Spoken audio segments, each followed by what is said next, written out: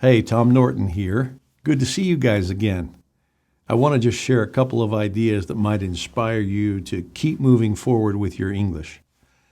I'm sure many of you are quite familiar with the Pareto Principle, right? It's also known as the 80-20 rule, which states that 80% of effects come from 20% of the causes.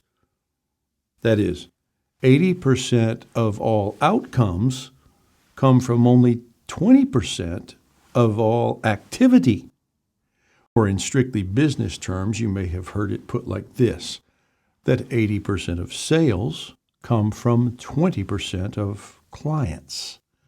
It's a rule that applies to almost anything in life.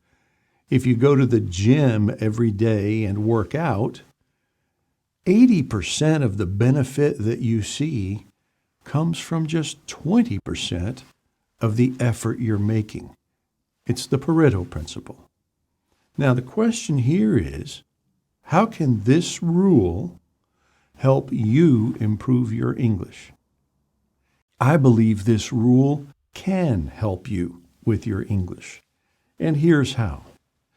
First, we must answer the question, what is the 20% that matters most in improving your English? Is it speaking? Do you want to speak better English? Or maybe it's reading, understanding what you read. Some of you have to read reports, you have to read books, you have to read blogs, you have to read all kinds of articles and emails and texts in English and need to improve your reading comprehension. But is that the 20% that's important? How about writing? Writing is equally important as speaking or as reading. Well, how about vocabulary? Oh, yeah, we could say, well, vocabulary might be the 20% that I need to work on the most because I need more words to function technically in my profession and more words to be able to do more things when I go to the doctor and to clarify what I need when I'm traveling and to explain what it is that I need to understand about how to get from point A to point B. Many of you have found yourselves lacking vocabulary when you most need it, right? Well, those four are important, and so is grammar. Oh my goodness, yes. Many of you can speak very good English, and you can read and understand English, and you can write. But when you write, you begin to notice that you don't know where to put the comma. You don't know where to start and end the paragraph. You don't know where to place the adjective in relationship to the noun that it's describing and so forth. So here we have a list of 5 very important things. I'd say the 5 most important areas of English are right here. How do we know, though, what the 20% is? What is the most important 20% in all of that? It's tricky with language, isn't it? It's not that simple. But there is, I believe, a 20% approach that you can take that will dramatically improve your English. And what I'm talking about is this. The 20% is not one of these 5 elements. None of these represent the 20%. The 20% is made up of 3 things. Number 1, turning your radar on. I call it a radar. What I'm really talking about is observation, focus, laser focus, reading and noticing where that comma is. Or watching a movie and I caught a word there I didn't quite understand. Back it up. My wife gets furious at me when I back it up watching a Spanish movie. But I do. I back it up. What was that word? Oh.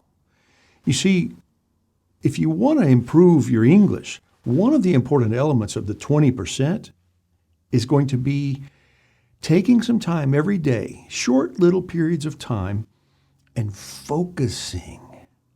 Looking for a word you don't understand, looking for a word you don't know how to pronounce, listening to how an intonation takes place in a sentence. as someone speaks it. That's one element of the 20%. Another element of the 20% is what I call the mechanism. You remember that from my seminars probably.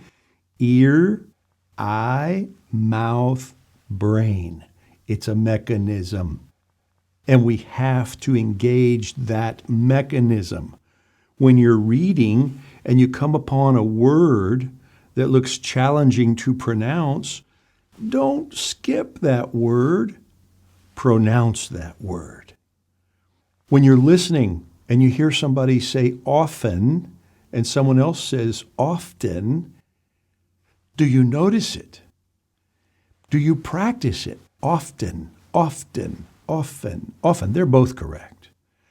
How about the pronunciation of either, either? You're talking to one person and they say you can go either this way or that way.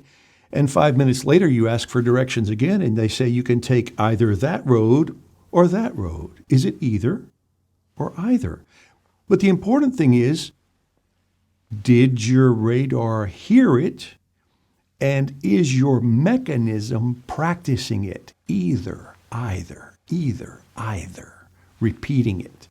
That's why I tell you when you go to a glossary or a dictionary to look up a word in English and you see the little icon of a megaphone, there is a law that you're supposed to click on that megaphone, listen to that pronunciation, and repeat it at least 3 times. That's a law. Remember that?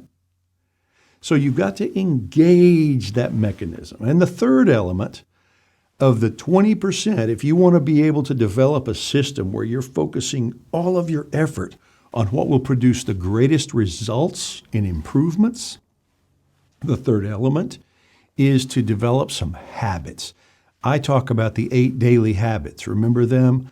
I break them into pairs. 2 of them have to do with speaking better English. 2 of them have to do with reading and understanding more completely what you read. 2 of them have to do with writing English that is very clear and correct. And the other 2 have to do with building vocabulary. The important thing is not exactly which of those habits you do. The important thing is develop some habits. And I'm talking about habits that only take 3 to 5 minutes a day. Take 3 to 5 minutes a day and do something for your English that forces you for those 3 to 5 minutes to turn on your radar, activate your English speaking mechanism, and make those habits a part of your life several times a day, every day, and you'll be doing 20% that will have a dramatic impact in improving your English. Have a great day.